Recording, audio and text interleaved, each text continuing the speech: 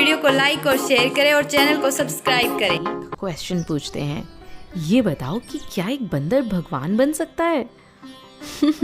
लगता तो नहीं है, लेकिन एक्चुअली बन सकता है। आज हम आपको एक मंकी की स्टोरी सुनाएंगे। वो बंदर एक फॉरेस्ट में रहता था।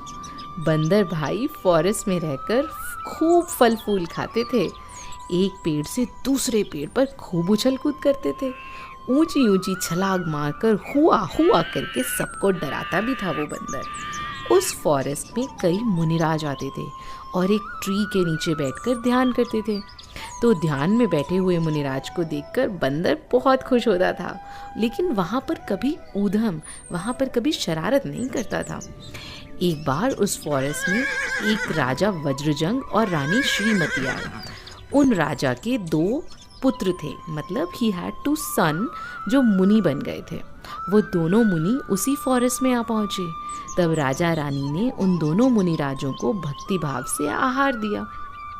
बंदर पेड़ के ऊपर बैठा बैठा सब देख रहा था कि ये राजा रानी कितने अच्छे भावों से मुनि महाराज को आहार दे रहे हैं।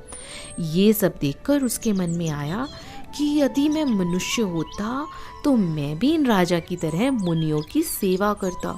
लेकिन देखो, मैं तो एनिमल हूँ, मैं तो पशु हूँ। मेरा ऐसा फॉर्च्यून कहाँ कि मैं मुनिराज को आहार दे सकूँ। आहार दान के बाद वे मुनिराज उपदेश देने लगे। राजा रानी उनका उपदेश सुन रहे थे और बंदर भी दोनों हाथ जोड़कर मुनिराजों की वंदना कर रहा था और वहाँ बैठा बैठा उपदेश सुन रहा था। ये सब देखकर राजा बहुत सरप्राइज हुआ और उन्होंने मुनिराज से पूछा, हे मुनिराज, ये बंदर कौन है? मुनिराज ने कहा, राजा, ये बंदर पूर्व जन्म में नागदत्त नाम का एक बनिया था।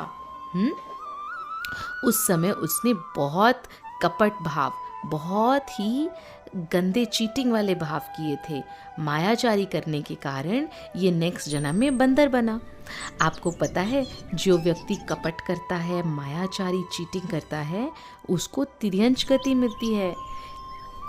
मुनिराज ने कहा, राजा, जिस प्रकार इस भव में हम तुम्हारे पुत्र थे ना, उसी प्रकार इस बंदर का जीव फ्यूचर में आपका पुत्र होगा और भविष्य में जब आप ऋषभदेव तीर्थंकर बनोगे ना, तो ये जीव आपका गणधर बनेगा और मोक्ष प्राप्त करेगा।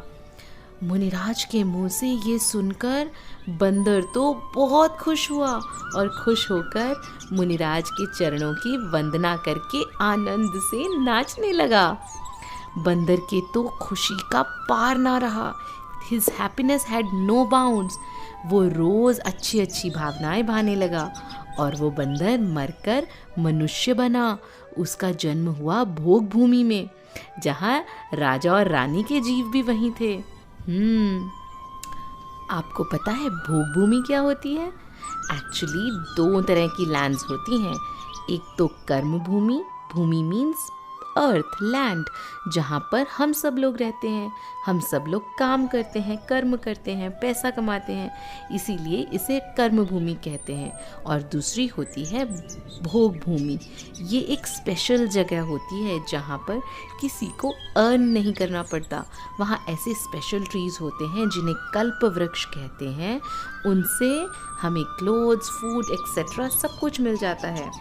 तो देखा बच्चों, उस बंदर ने कितने अच्छे भाव किए कि वो बंदर मरकर मनुष्य बन गया। एक बार वो सब बैठकर धर्म चर्चा कर रहे थे, तभी आकाश से 2 मुनिराज वहाँ उतरे और उन्होंने अनेक प्रकार से धर्म का उपदेश दिया। मुनिराज के उपदेश को सुनकर उन सब जीवों ने सम्यक दर्शन प्राप्त किया। फिर वो सभी जीव वहाँ से अपनी आयु पूरी करके अपनी एज कंप्लीट होने पर स्वर्ग चले गए और उसके 4 भव के बाद राजा जो थे ना, राजा का जीव बना ऋषभदेव तीर्थंकर और जो बंदर का जीव था वो बना उनका पुत्र, हिज सन, और उसका नाम था गुणसेन। वो इस संसार से वैराग्य को प्राप्त करके भगवान से दीक्षित हो गया और वो बन गए ऋषभदेव भगवान के गणधर। आपको पता है गणधर कौन होते हैं? गणधर स्पेशल मुनि महाराज होते हैं। उन्हें 63 रिद्धीज होती हैं, स्पेशल पावर्स। वो कभी आहार नहीं करते।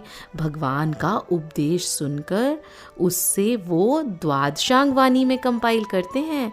दे make 12 parts of the Jinvani और उसी बर्थ से मोक्ष भी प्राप्त करते हैं। तो गुणसेन ने भी तपस्या करके केवल ज्ञान प्रकट किया और फिर मोक्ष प्राप्त किया। देखा बच्चों, जब ये बंदर मनुष्य था तब इसने कितना छल कपट किया, चीटिंग करी, जिसके कारण उसे नेक्स्ट बर्थ मिला बंदर का। लेकिन बंदर बनने के बाद मुनिराज की वंदना और धर्म का उपदेश सुनने से उसकी अच्छी भावनाएं हो गई और वो फिर से ह्यूमन बना, फिर से स्वर्ग गया और उसके बाद तीर्थंकर का बेटा बना और साधना करके मोक्ष चला गया। आप सभी भी प्रॉमिस करो कि आप कभी भी चीटिंग नहीं करोगे, हमेशा अच्छी अच्छी भावनाएं ही भाओगे और धीरे धीरे मोक्ष प्राप्त